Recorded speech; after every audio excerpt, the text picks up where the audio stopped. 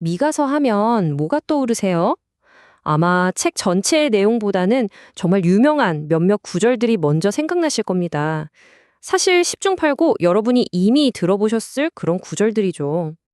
자, 첫 번째 구절부터 한번 볼까요? 칼을 쳐서 보습을 만든다. 와, 이거 정말 유명하죠. 사람을 죽이는 무기를 땅을 갈아 생명을 살리는 농기구로 바꾼다니. 이 생각, 이 비전이 얼마나 강력했으면요. 뉴욕 유엔 본부 앞에 떡하니 동상으로 세워져서 인류의 오랜 꿈을 보여주고 있겠습니까? 그리고 두 번째, 이건 뭐 크리스마스 시즌만 되면 꼭 듣게 되는 바로 그 구절이죠.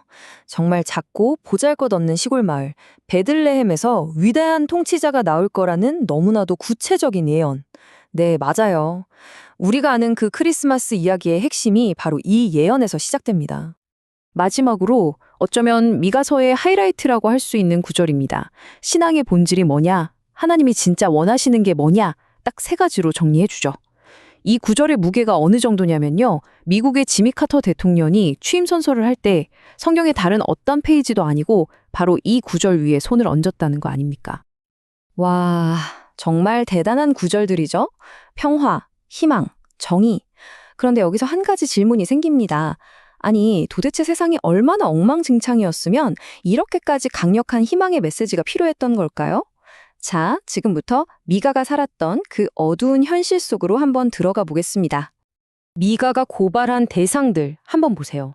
통치자, 재판관, 제사장, 선지자. 이게 뭘 의미할까요?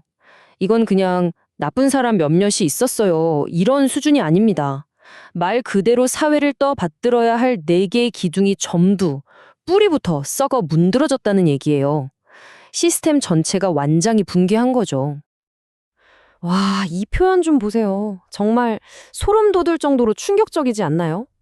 백성의 가죽을 벗기고 뼈를 꺾어서 냄비에 넣을 고기처럼 다진다니 이건 그냥 비유가 아닙니다. 백성을 돌봐야 할 지도자들이 오히려 그들을 얼마나 잔인하게 착취했는지를 그냥 날 것 그대로 보여주는 거예요. 이 표를 보면 상황이 더 명확해집니다. 재판관은 뇌물 때문에, 제사장은 돈 때문에, 심지어 하나님의 말씀을 전한다는 선지자까지 결국 다 돈 때문이었어요. 정의, 진리, 영적인 가르침, 이 모든 소중한 가치들이 돈이라는 거 하나에 다 무너져 내린 겁니다. 정말 총체적 난국이죠. 이렇게 위에서부터 썩기 시작하니까요. 그 독이 사회 전체로 퍼져나가는 건 시간 문제였습니다. 결과가 어땠을까요? 이웃을 못 믿고 친구를 의심하고 심지어 한 지붕 밑에 사는 가족끼리 서로를 원수처럼 대하게 된 겁니다. 사회를 지탱하는 가장 기본적인 신뢰라는 끈이 그냥 툭 끊어져 버린 거죠. 자, 이런 상황에서 사람들은 어떻게 했을까요? 아, 우리가 뭔가 잘못했구나. 하나님께 제사를 더 드려야겠다. 이렇게 생각한 거죠. 양을 수천 마리 바칠까? 아니면 뭐 기름을 강물처럼 부어볼까? 심지어 자기 자식을 바치려는 끔찍한 생각까지 합니다. 그런데 하나님의 대답은 완전히 달랐습니다. 그런 거 다 필요 없다. 내가 진짜 원하는 건 그런 쇼가 아니야. 하나님이 원하신 건 바로 그들의 삶 그 자체였어요. 그래서 아까 봤던 그 유명한 구절, 미가서 6장 8절이 다시 등장하는 겁니다. 이게 그냥 착하게 사세요 하는 좋은 말이 아니에요. 생각해 보세요. 이건 아주 정확한 처방전입니다. 부패한 재판과 착취, 정의를 행하는 것으로 치료하고, 무자비한 사회, 자비를 사랑하는 것으로 고치고, 교만한 리더십, 겸손히 행하는 것으로 바로잡으라는 거죠. 딱 맞는 해독자 아닙니까? 하지만 결국 미가의 경고는 현실이 됐습니다. 이스라엘은 망했어요. 바빌론에 의해 완전히 짓밟혔죠. 그런데 말입니다. 여기서 이야기가 끝나지 않아요.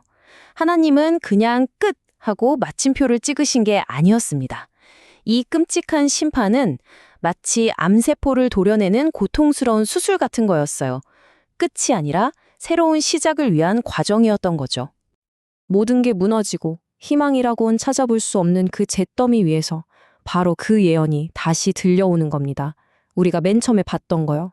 그러나 너 베들레헴아. 이제 이 구절은 그냥 유명한 구절이 아니에요. 이 모든 절망을 뒤엎고 모든 것을 다시 시작하게 할 하나님의 거대한 계획, 바로 그 희망의 핵심이 되는 겁니다. 자, 이제 모든 퍼즐 조각이 딱 맞춰지는 느낌이 들지 않으세요? 이스라엘의 가장 위대한 왕이었던 다윗, 그의 고향이 바로 베들레헴이었잖아요.